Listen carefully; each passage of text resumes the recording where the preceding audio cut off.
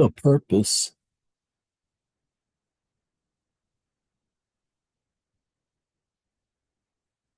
of most spiritual practices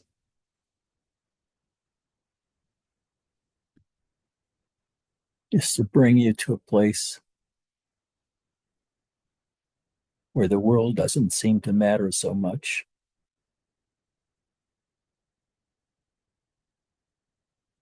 It's not that you run here for safety or to get away from bad feelings, but you run here to get your mind to stop and then to investigate yourself from a position of no functioning mind, except the part of the mind that just takes note of what is happening without commentary.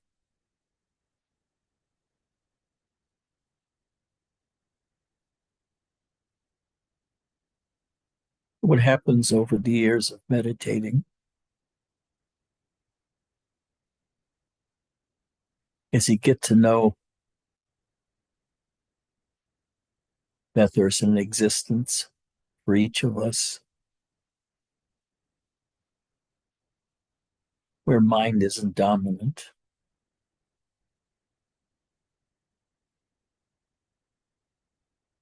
Here, everything is about mind. What's your address? What kind of job do you have? Who did you vote for? Are you a Buddhist or pragmatist? All these kinds of things. But in satsang, all of that disappears eventually.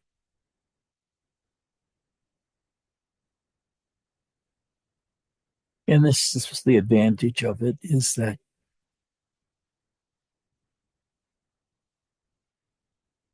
when you're sitting is powerful, you awaken something in yourself that is that power. And it comes into you and transforms everything on the inside to something completely different from our outside experience. But a lot of Zen people want us to take the lessons we learn from meditation and apply it to the rest of life. No, I love to meditate. It's not always been that way. But when I meditate now, I feel incredible peace, incredible rest, incredible power throughout my whole body and my visual body around me.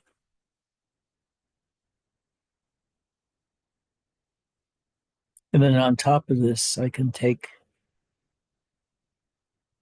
all of these experiences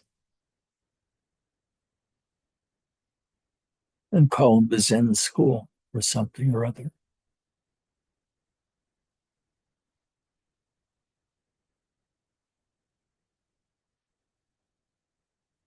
See, when you do koan work at Rinzai Zen,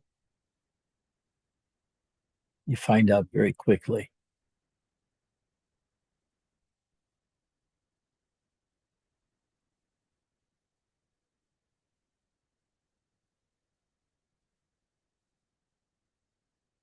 that it's not a very important thing.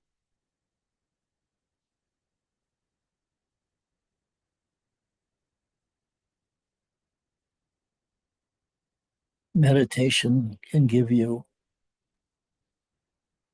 a place where you feel locally invulnerable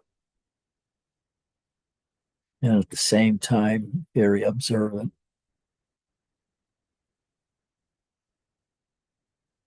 And you feel held on to by something inside of you that doesn't want you to leave satsang.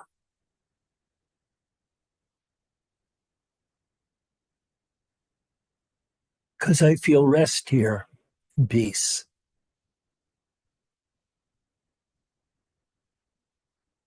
And later, when I wake up or go into ordinary consciousness,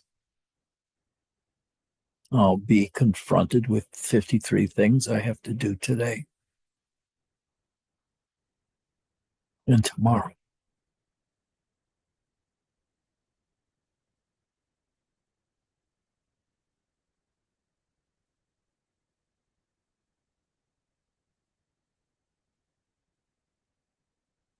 But in satsang, when I get rid of the mind, somehow that transformation from outer connecting to the world and inside connection is very stark. When you're inside,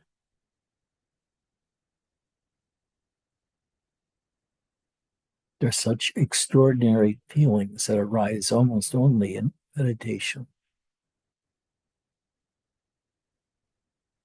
One of the major ones for me is a feeling of immense power.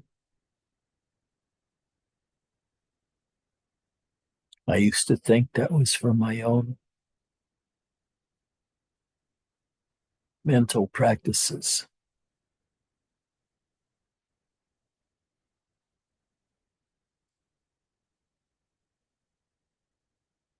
I'm not so sure now.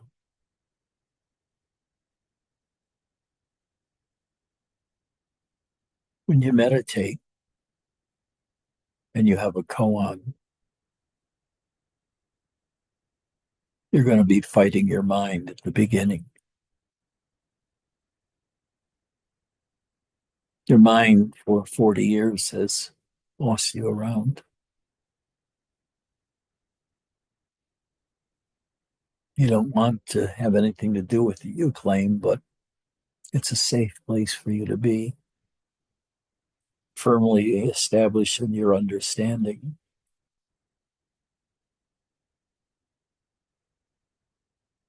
But in Zen,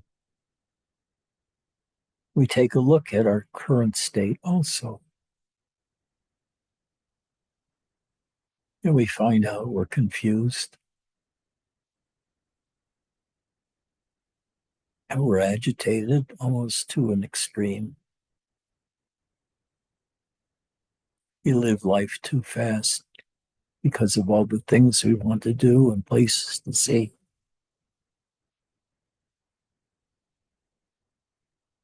We think this life is so precious.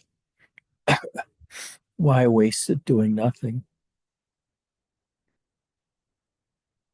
But the doing nothing is extremely important because there comes a shift between perceiving nothing and doing nothing. And when you're doing nothing and sitting in meditation, sometimes it seems like God is sitting in front of you. He is the teacher and you as a student. And you become even more pumped up with the ecstatic energies inside. Oh, it's strange, it's strange, it's strange. But Zen people hardly ever talk about the bliss of meditation. And I wouldn't have thought it was blissful the first 7 or 8 years I practiced meditation.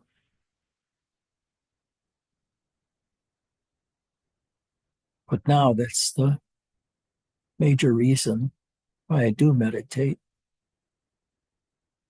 to experience the vastness of emptiness and the great opening that opens me up to let the world come in.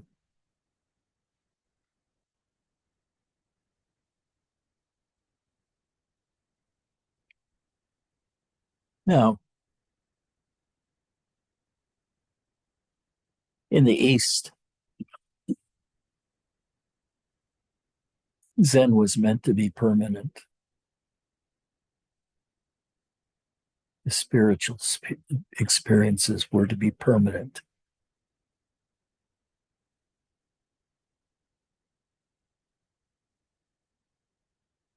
And in that permanent, there's nothingness.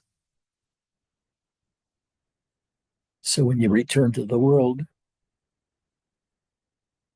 it's like coming to a whole new world again. That's filled with sound and fury and effort and requires decisions to be made and activities. And if the activities in the field where you're doing these activities don't mean something, don't bring you something, then what's the sense? My understanding, though, is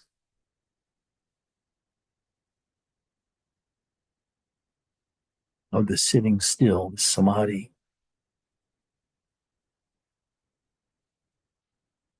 you experience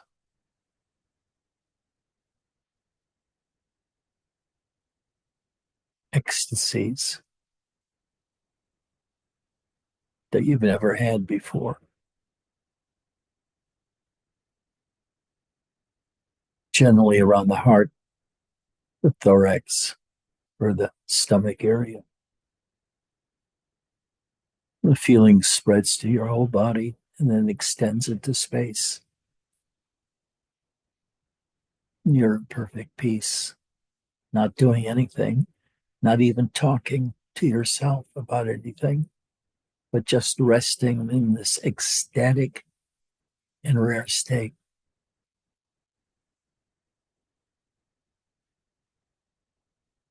You're doing nothing,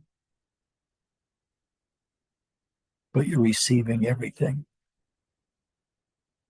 understanding, love, ecstasy.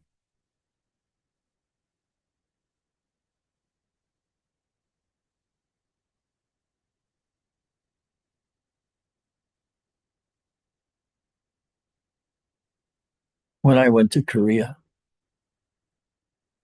just maybe 24 years ago, I found out this was not the case.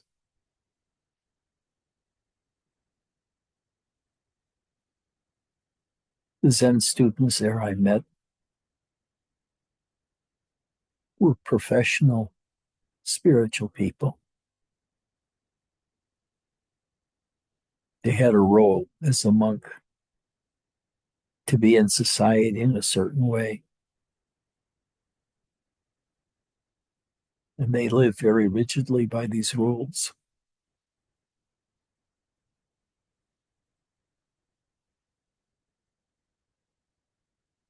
The top monk, or Roshi, was venerated, imitated, consulted, and was everything to you. It's mother and father and home. We don't like to wrap our figures around that many powerful images or forces. But the thing is, although the ecstatic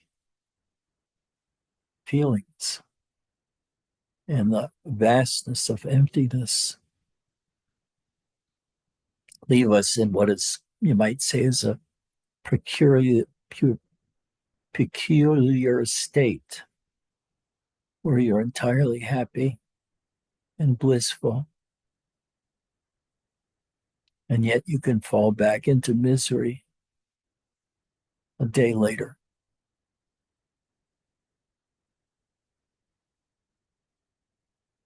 But what you need to do is sort of practice meditation all the time. And eventually, the peace that you get through meditation becomes your everyday partner.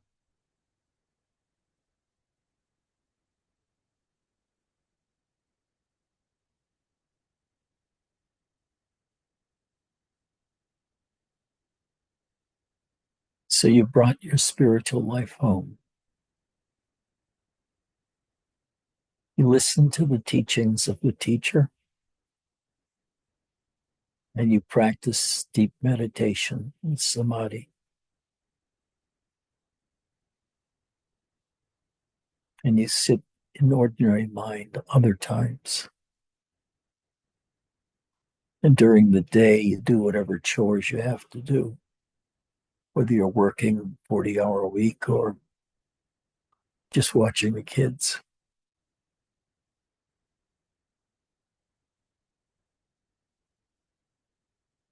I kept waiting those first 10 years or so for a great awakening, but I didn't get anything. But I persisted because I was totally sold on the concept that there is a great enlightenment that makes it all worthwhile. And I kept waiting for that great enlightenment to come.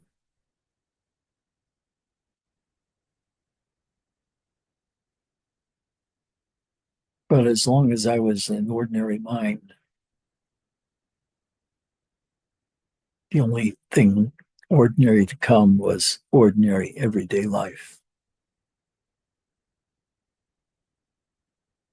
When I practiced meditation, the external world slowed down and grew in space, in duration, and I could enter it there from the inside.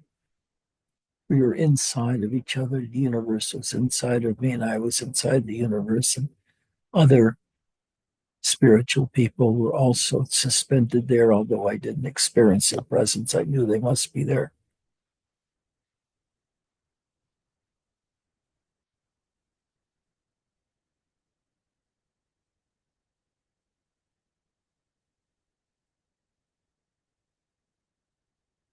But I persisted almost to a delusional degree. And I kept practicing hour after hour, day after day. And sometimes I'd get in a very weird state,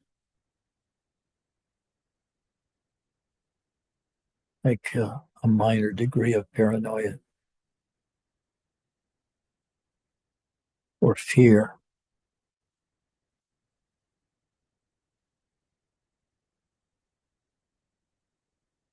And I'd stop the activity.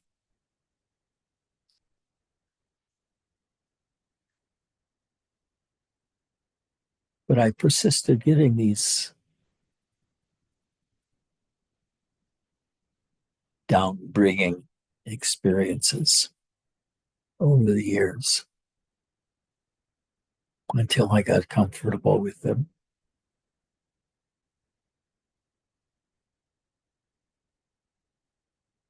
About that time,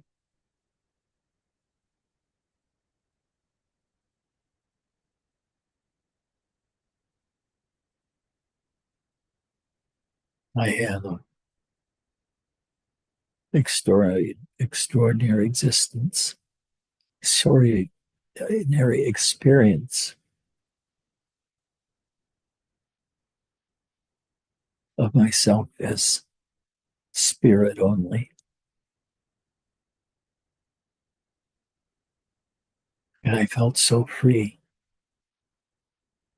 I was free from the body, free from all need to make effort to obey the rules in the world.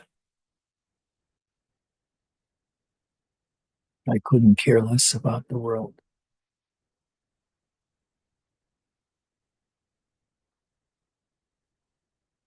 Because the problem was me. Me, world, world, me. Now, me, I understood as a kind of advanced mental state where you perceived everything as emptiness and the forms passing through as like ghosts. They had no reality because that's the teachings of Zen.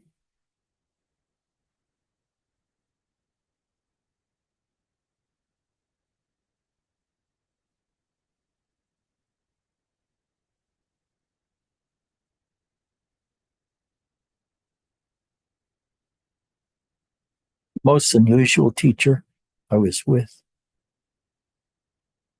was Sun Sunim, Koreatown, Los Angeles.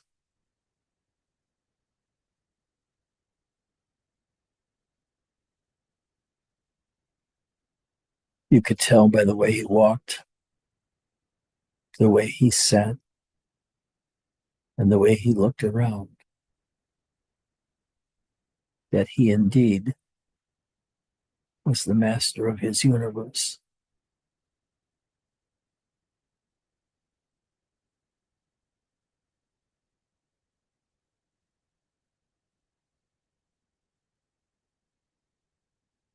How did he build this place? I thought to myself. Mount Baldy Zen Center. It had something like 8 or 10 buildings on it.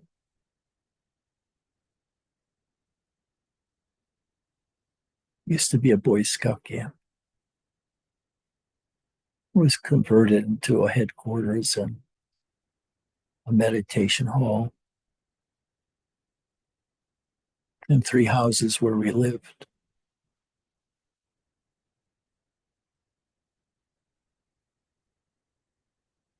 And what came first, though, was silence and meditation. No speaking anytime. And lots of meditation.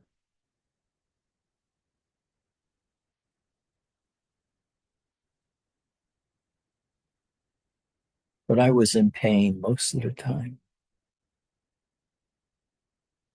I wasn't used to sitting full lotus. But those years were very intense and sitting in around 2000.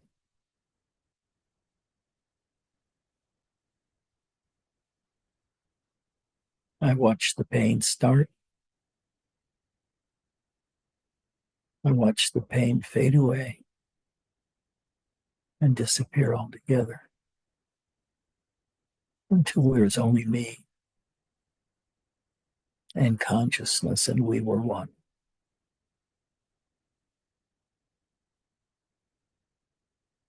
It seemed like there was 2 different aspects of me in meditation when I was reading the literature. But they didn't draw the distinction I did. You either were enlightened or you weren't. And if you weren't, you couldn't pass koans that Roshi gave you.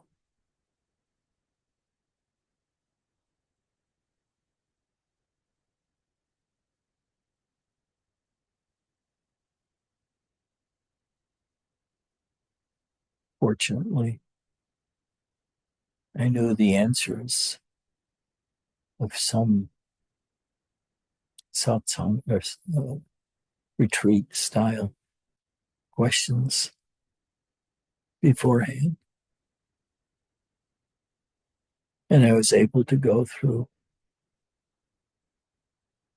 the meditation koans, the kalam.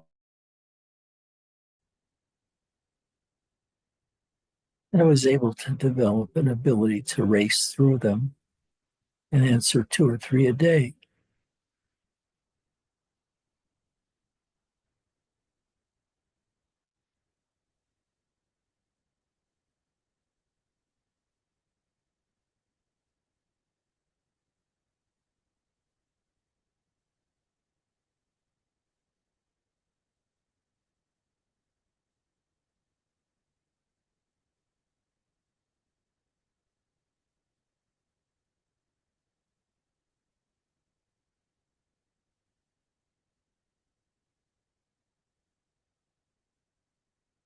However, at that time, there was no TV show that had a title like Open Your Heart Through Meditation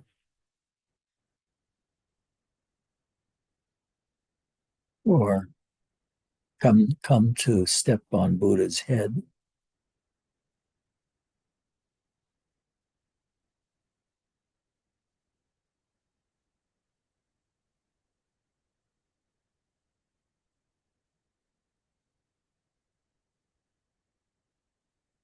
Buddhism, spirituality really doesn't add anything to you. It takes away your old beliefs in yourself and in the universe, and you see they're not true.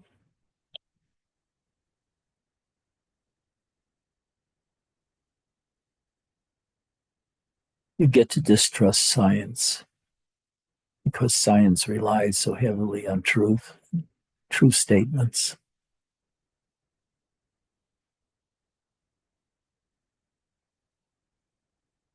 You sort of turn your whole personality away from spiritual literature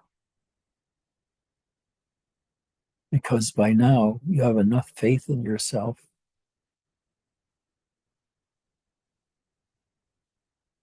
to be your own teacher, your own guide. VJ just did a magic trick. He disappeared and then he came back.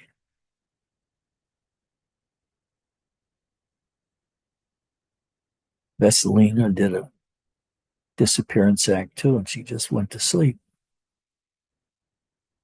Now she woke up. Egamon is asleep. He, he denies it. I can understand that.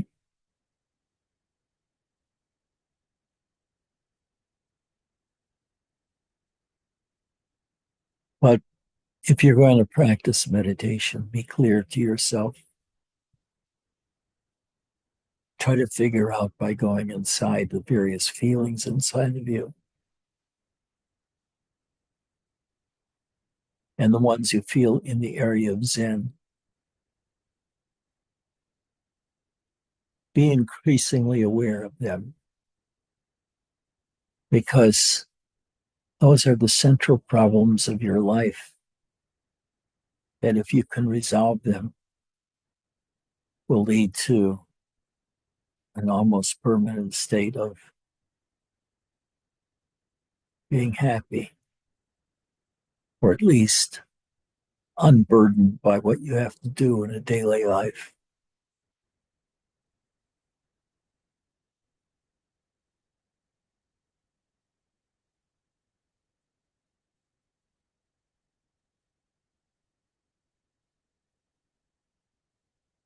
But you might be lucky.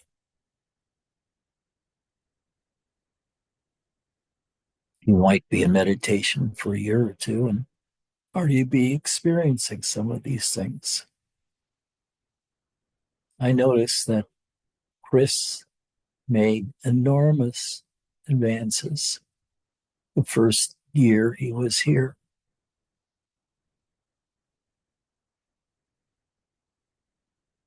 Bernadette even was further than Chris. Neither of them flaunts their spiritual understanding or their spiritual works.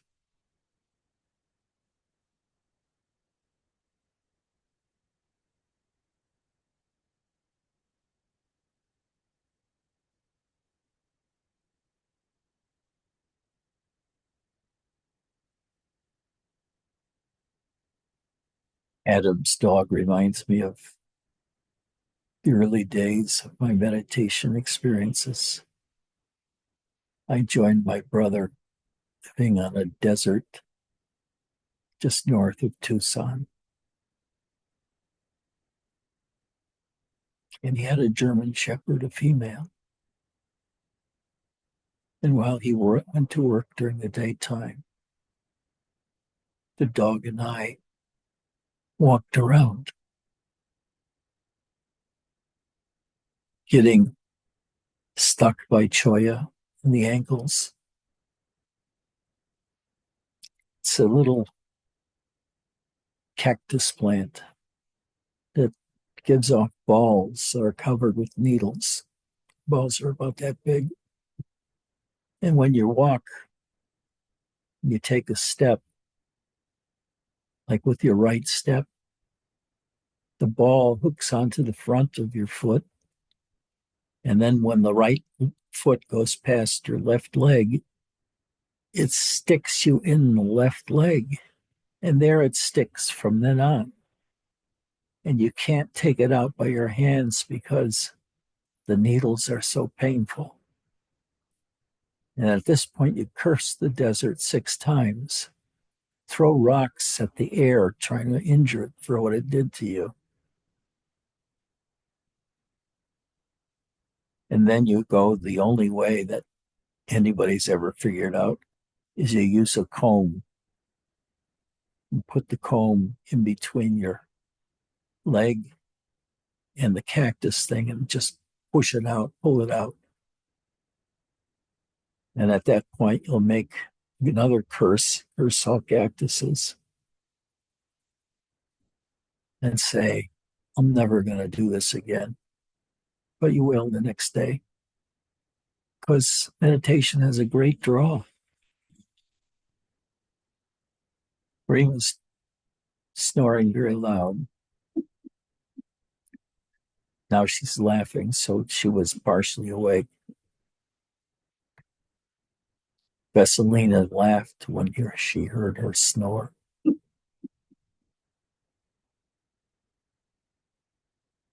Deep, deep samadhi. Yes, deep, deep samadhi, sure. It's close, though.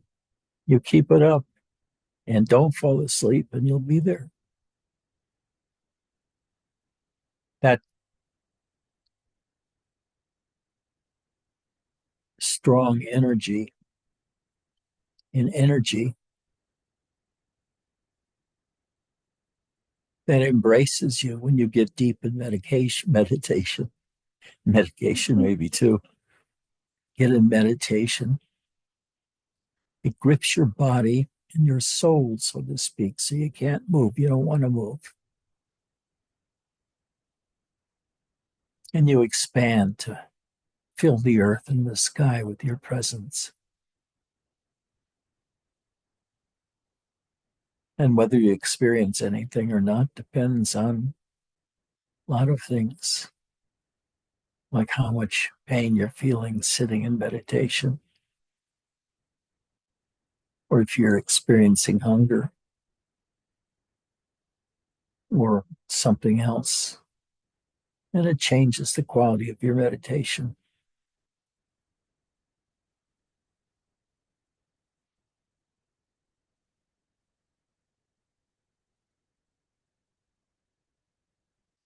And I've seen one spiritual movement after another come and then go.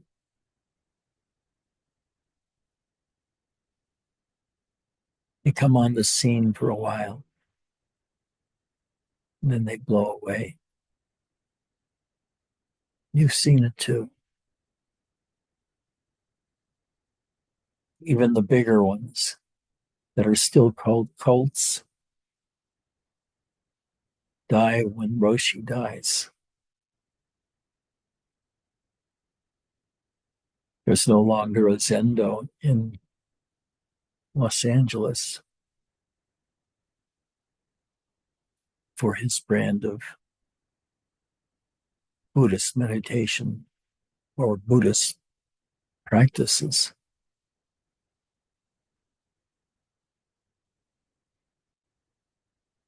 Maizumi Roshi, he's gone, and with it his center too. My first teacher, Thich Thich Nhat, died many years ago, probably around 2000 or even before, from brain tumor. So it's not a winning combination to become a Zen practitioner and expect to live a long life. Maybe you live it long enough to catch some virulent disease or a car that goes faster than you do.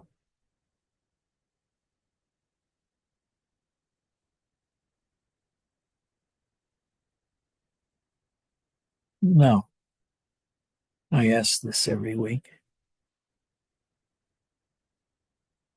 I don't get many takers, but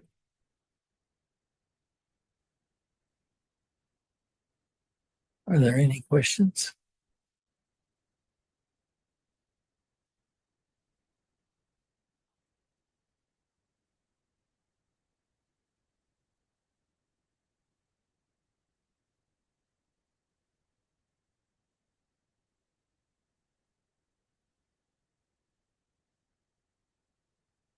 Any questions?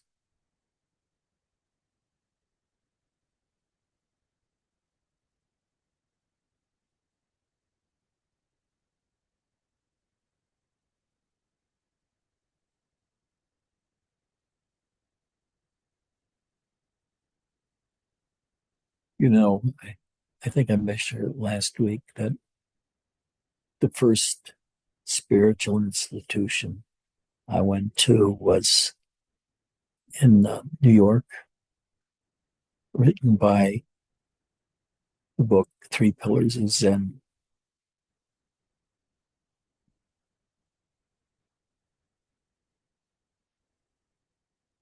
I was there for a couple of months.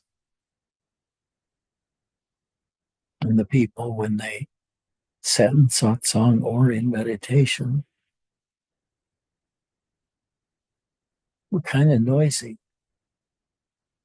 They all seemed restless. Well, the thing is, I found out that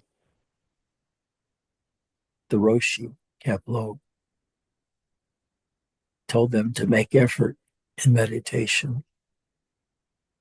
And they did, but it was physical effort, like they were weightlifting. Their body wasn't moving like it's weightlifting, but their muscles were probably tensing like they were weightlifting. And they were breathing so fast, like,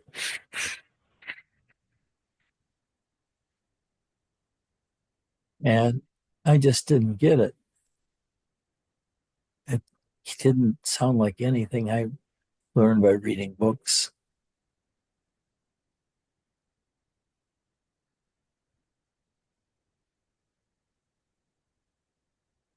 But then one day I was in the Zendo in Maizumi's Zen Center. I think it was called Zen Center of Los Angeles.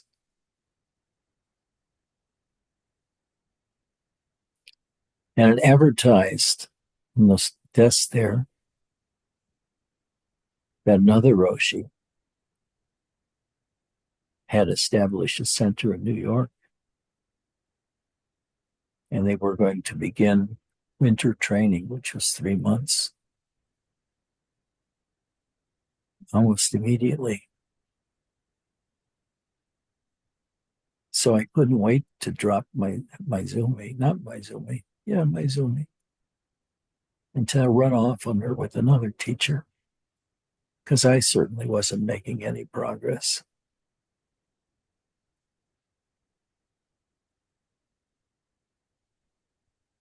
And that's where I encountered very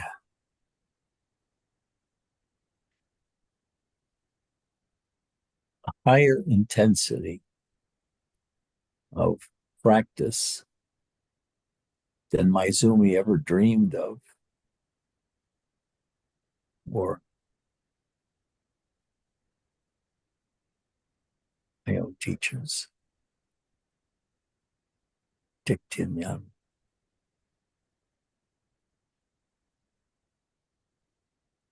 So I went there and I enjoyed the teachings at Mount Baldy. For the first time, I went into samadhi, and I was going through the answers. We have koans there, like what's the sound of one hand clapping? Why is your asshole brown? No, that's not truly there, but I want to see if anybody is still awake.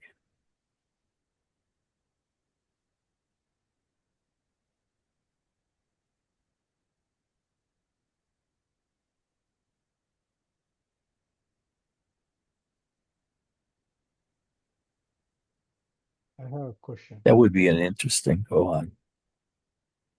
What is the color of your asshole?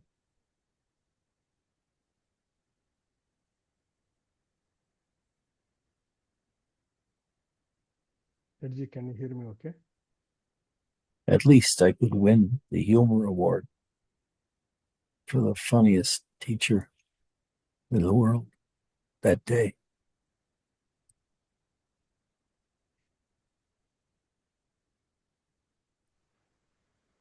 I think Vijay is trying to tell you something. Oh, What? you can hear me? I was looking at my settings and It's really low, the Okay. volume.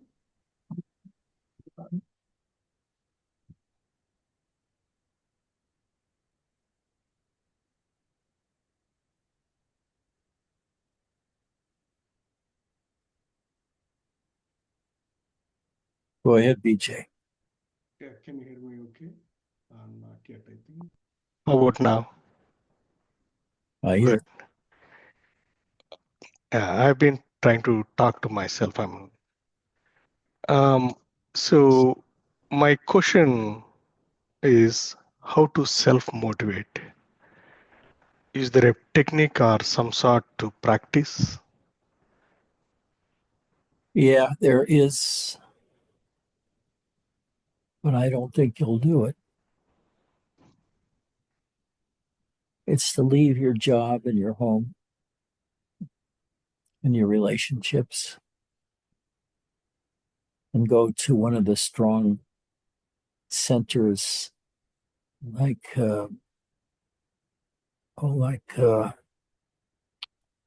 I can't imagine what you'd do now because all the Zen masters from Asia are gone. They're dead. And it's all taken over by Americans, and I don't trust American teachers. They're not like the Japanese teachers at all. I sort of like the silence of the Japanese teachers. And the Americans were trying to be too fierce in meditation, and they were trying to be too much of a good guy when it's the meditation was over and into regular life. It's I think it's a miracle to find a good teacher nowadays because there's so many teachers out there, and you can never tell who's a better teacher from your point of view until you've made it yourself. then you can look back and say, yeah, that I learned this closest to this goal with my Zoomy or whoever else. It would be impossible to write a book about the teachings of the various teachers I was with because I don't remember them for anything. But they were so different. And when they're so different, you wonder, is there any variability in the truths that they're teaching too? Is the one that huffs and puffs more truthful than the ones that are silent, or is it the other way around? I know these questions bother you too. How often should I sit? Should I practice a koan? Which koan should I practice? Should I practice an hour a day or 12 minutes a day? Should I sit in a relaxed fashion or in a lotus posture? You notice that sitting upright with a blanket around you, like Chris and I do, gives a very good simulation of what the posture should be, because it's being done for us by the couch and the blanket.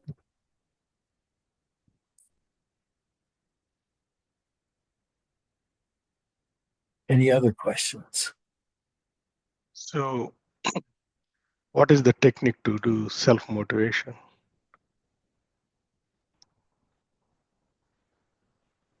You throw yourself into a battle by going to a really strong Zen center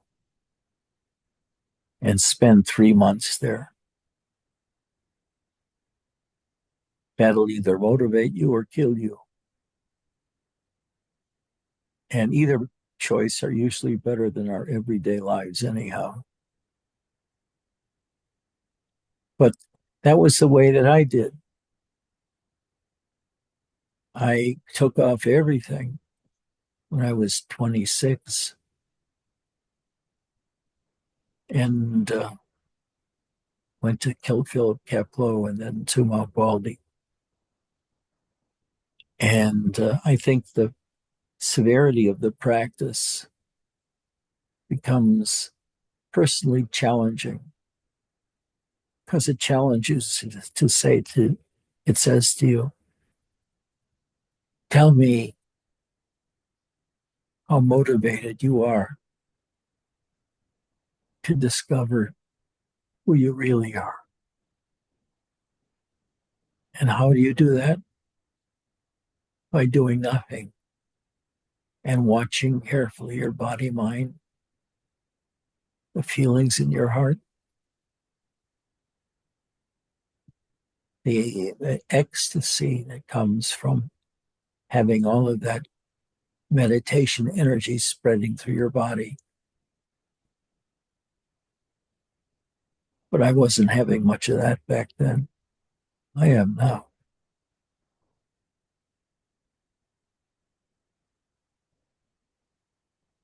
Zen usually believes that having too much fun with the practice is a big mistake.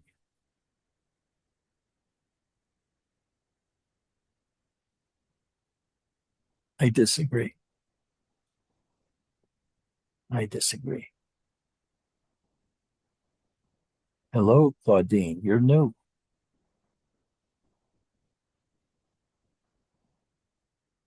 Who are you?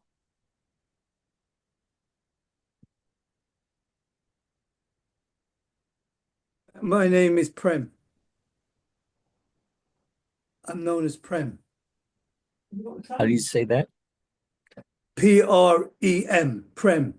Prem. Okay. I take it we're late. And why are you here? Sorry? Why are you here? It's the only place to be now.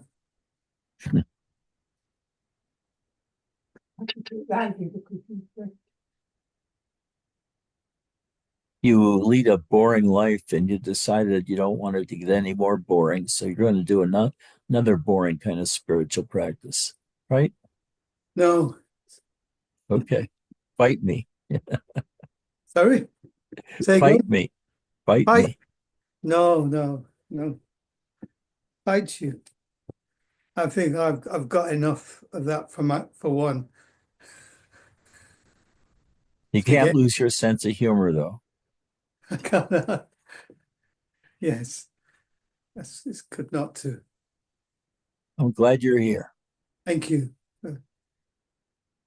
Vesselina, what do you have to say for yourself today? I'm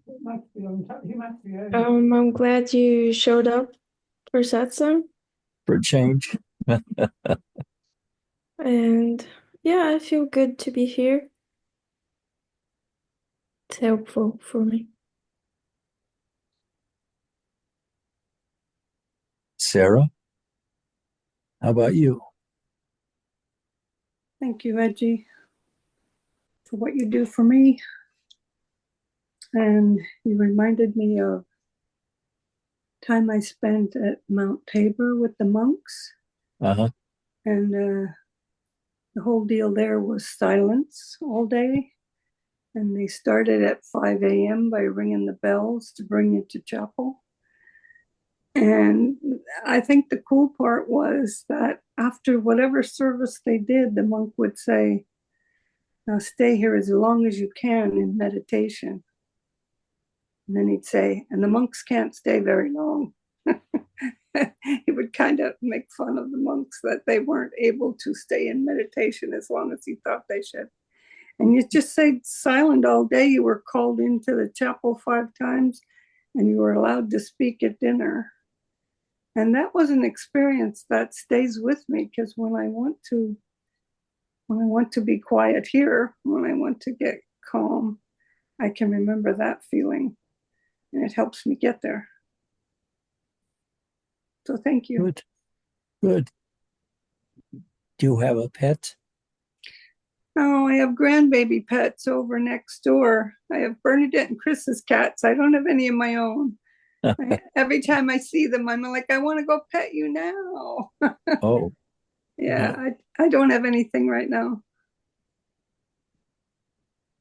I need a cat. Yeah, of course. I want to steal Orion. What? Orion, the black and white cat. He loves me when I go over there. He gives me all sorts of attention.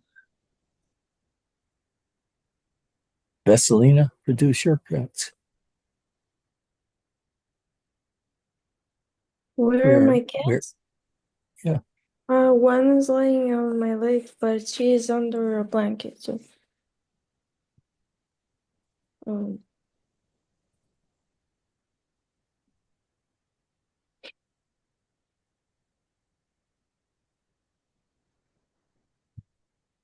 BJ, there's no answer for that question. I guess, if it were, how do I pass a very strong engineering class? I might say, study hard, study long. I certainly wouldn't say practice meditation 24 hours a day. It's a different kind of concentration that's affected.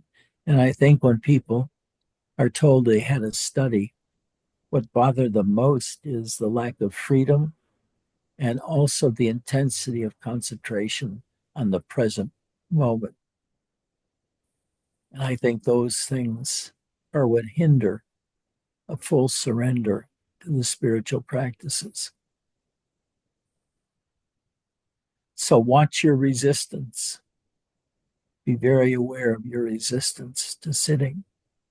And what does that feel like? And where do you feel it in your body? For me, it was in my shoulders and my latissimus dorsi muscles. And they all mysteriously went just suddenly away from pain a few years ago. Now I don't have any spastic pains anywhere. I'm pain free. And I couldn't do it with a little pill. It took 50 years of sitting. So I don't recommend my way for those who are in a hurry.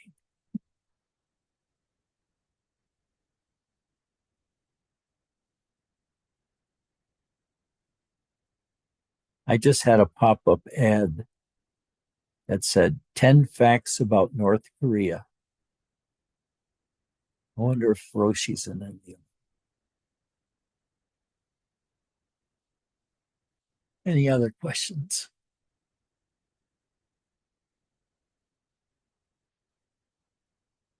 Adam, do you have a question?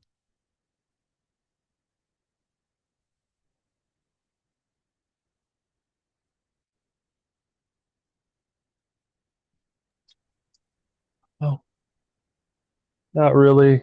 Just glad to be here and glad that you're here. Thank you so is that much for. is that a golf course behind your house?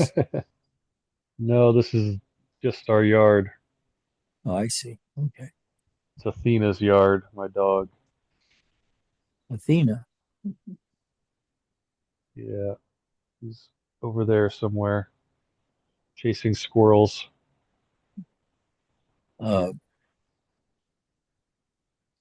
I love German Shepherds. I've always had an extreme fondness for them. And they're so variant in their size and in their demeanor, personality. How is yours? She's stubborn, very headstrong, but sweet. Good for you.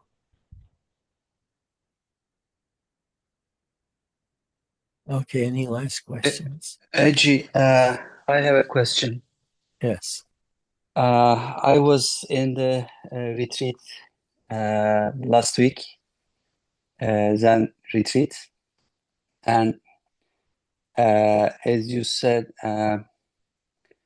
the technique of the Roshi is extending the out breath, and it's a little bit physical effort there's involved. And when I don't do it, my concentration is not very high. Your what? Concentration Okay. doesn't go up high because I don't know. I become dull. I become tired of dealing with the pain or with the thoughts coming. And he says with only keeping up the form, you can't get anywhere. He says you have to increase your concentration. And if he says you have to do some kind of effort. But I don't understand what would be the effort if you don't do something physical. Is the effort It's the denying effort to understand your own self by direct experience of yourself in silence and yourself when you recognize your own existence as being alive and the center of your presence is in your chest and your stomach.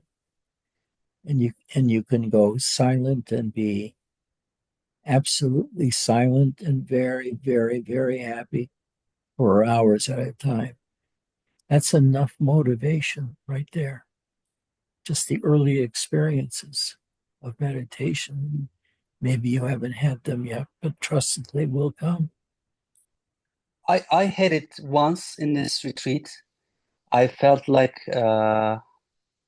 like a different kind of I don't know. I felt like I was not a human being. It's like I was very aware of everything, and I was like above everything. But I thought, okay, I'm making progress, and tomorrow I will be in that situation again. But then it didn't happen again, and I don't know what I'm doing right or wrong, and no consistency. That's what I'm dealing with. Well, let's talk sometime. Just send me some times that you think you could be available. We can do it over chat or one of the electronic things. Thank you. You have my email. Mhm. Okay. Okay. Alrighty.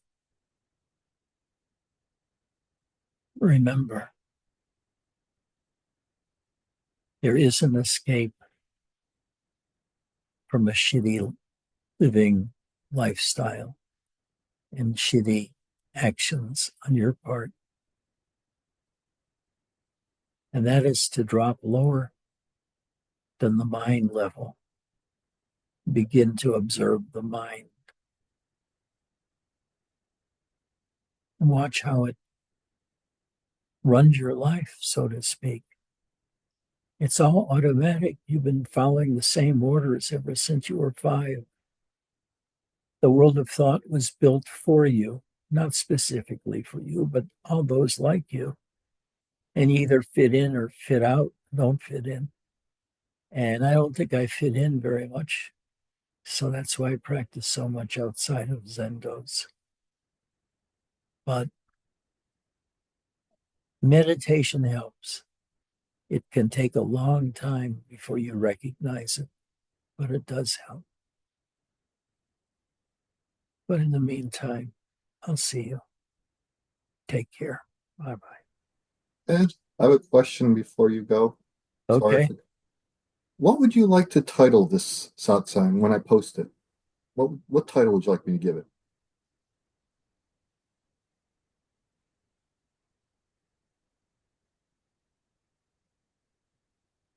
I don't think I want to share what title comes to my mind. What came to my mind was polishing my balls. I can see you smiling. I was, what's going on up there? But I don't think that's a good one for any commercial publication. It does, yeah, we can call it polishing my balls if you wish. I think we get a lot more hits or a lot more I views. think so too. People are like, what wow, this group's cool. Let's go for it. Okay. Okay. Thank you. I love you all. Be sure to do something disturbing today. Disturb everybody. And then calm down tomorrow and they'll talk about what a great person you've become. Take care. Bye-bye.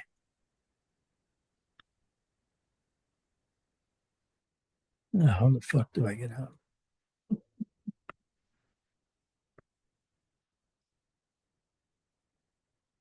It won't let me go.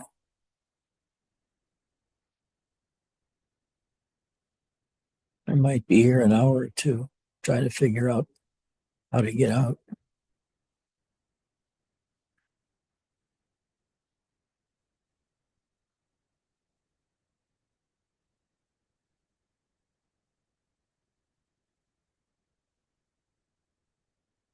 Ah, well,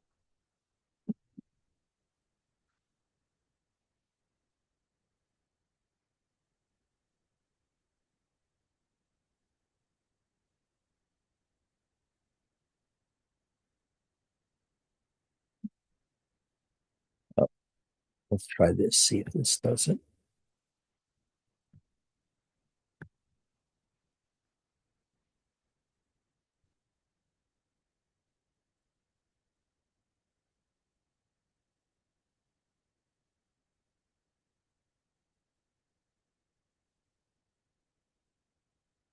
bucket. Goodbye.